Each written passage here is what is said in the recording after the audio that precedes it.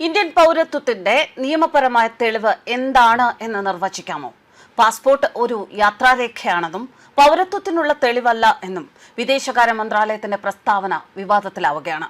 Passport ഒരു യാത്രാരേഖയാണ്, പൗരത്വത്തിന്റെ തെളിവല്ല എന്ന വിദേശകാര്യ മന്ത്രാലയത്തിന്റെ പ്രസ്താവന ഇന്ത്യൻ പൗരത്വത്തിന്റെ നിയമപരമായ തെളിവ് എന്താണ് എന്നതിനെക്കുറിച്ചുള്ള വലിയ ചർച്ചകൾക്കാണ് ഇപ്പോൾ തിരികൊളുത്തിയിരിക്കുന്നത്. വളരെ വിപുലമായ ഒരു പരിശോധനയ്ക്കും സൂക്ഷ്മതയ്ക്കും ശേഷമാണ് പാസ്പോർട്ടുകൾ നൽകുന്നത്. ആ നിലയ്ക്ക് സംസ്ഥാനം ഉചിതമായ പരിശോധന നടത്തി അപേക്ഷകൻ ഇന്ത്യൻ പൗരനായി യോഗ്യനാണ് എന്ന് നിർണയിച്ചതിനു ശേഷം മാത്രമേ പാസ്പോർട്ട് അനുവദിക്കുകയുള്ളൂ.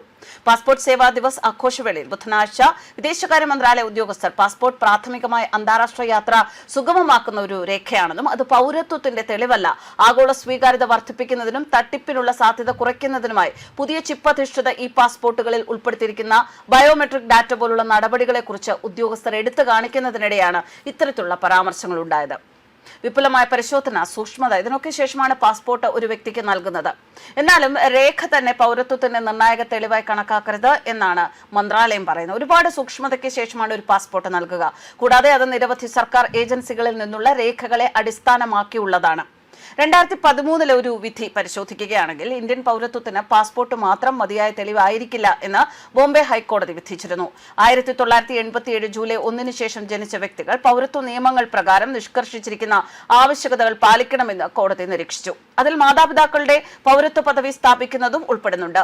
പാസ്പോർട്ട്, ആധാർ കാർഡ് അല്ലെങ്കിൽ ജനന സർട്ടിഫിക്കറ്റ് പോലുള്ള രേഖകൾ കൈവശം വെക്കുന്നത് പൗരത്വത്തിന്റെ നിർണായക തെളിവായി കണക്കാക്കില്ല. അടുത്തിടെ ഇന്ത്യൻ സുപ്രീം കോടതി തിരിച്ചറിയൽ രേഖകളും പൗരത്വ തെളിവുകളും തമ്മിൽ ആവർത്തിച്ച് വേർതിരിച്ച് കാണിച്ചിട്ടുണ്ട്. വോട്ടർ പട്ടിക പരിഷ്കരണവുമായി, അതായത് സ്പെഷ്യൽ ഇന്റൻസീവ് റിവിഷൻ ബന്ധപ്പെട്ട വാദം കേൾക്കുന്നതിനിടയിൽ ആധാർ കാർഡ് തിരിച്ചറിയൽ രേഖയായി വർത്തിക്കുമെങ്കിലും പൗരത്വത്തിന്റെ ഒറ്റപ്പെട്ട തെളിവല്ല എന്ന് സുപ്രീം കോടതി വ്യക്തമാക്കിയിരുന്നു. പൗരത്വത്തെക്കുറിച്ചുള്ള ചോദ്യങ്ങൾ നിയന്ത്രിക്കുന്നത് 1955 പൗരത്വ നിയമത്തിലെ വ്യവസ്ഥകൾ അനുസരിച്ചാണെന്നും സർക്കാർ നൽകിയ തിരിച്ചറിയൽ രേഖകൾ കൈവശം വയ്ക്കുന്നതിലൂടെ മാത്രമല്ല എന്നും സുപ്രീം കോടതി നിരീക്ഷിച്ചിട്ടുണ്ട്. ഉത്തരം വളരെ സങ്കീർണമാണ്. ജനിക്കുന്നത് മുതൽ എല്ലാ പൗരന്മാർക്കും ഇന്ത്യ ഒരു സാർവത്രിക പൗരത്വ സർട്ടിഫിക്കറ്റ് നൽകുന്നില്ല.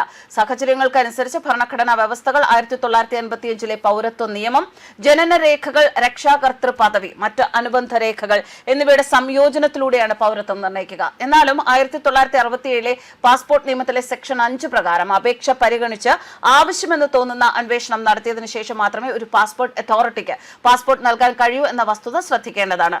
അതേസമയം സെക്ഷൻ 6(2) പ്രകാരം അപേക്ഷകൻ ഇന്ത്യൻ പൗരനല്ല എങ്കിൽ പാസ്പോർട്ട് നിരസിക്കാനുള്ള അധികാരം വ്യക്തമായി അവകാശപ്പെടുന്നു. മറ്റൊരു വിധത്തിൽ പറഞ്ഞാൽ സംസ്ഥാനം ഉചിതമായ പരിശോധന നടത്തി അപേക്ഷകൻ ഇന്ത്യൻ പൗരനായി യോഗ്യനാണ് എന്ന് നിർണയിച്ചതിനു ശേഷം മാത്രമേ പാസ്പോർട്ട് അനുവദിക്കൂ. എന്നാലും വിദേശകാര്യ മന്ത്രാലയത്തിന്റെ വിശദീകരണം നിയമത്തിൽ നിലവിലുള്ള ഒരു വ്യത്യാസം എടുത്തു കാണിക്കുന്നു. ഇന്ത്യൻ പൗരന്മാർക്ക് പാസ്പോർട്ടുകൾ നൽകുകയും വിപുലമായ പരിശോധന നടത്തുകയും ചെയ്യുമ്പോൾ കോടതികൾ പൊതുവെ അവയെ പൗരത്വത്തിന്റെ കേവലമായതോ ഒറ്റപ്പെട്ടതോ ആയ തെളിവായി കണക്കാക്കുന്നതിനു പകരം ശക്തമായ തിരിച്ചറിയൽ തെളിവായി കണക്കാക്കുന്നു. News desk കർമാനസ്.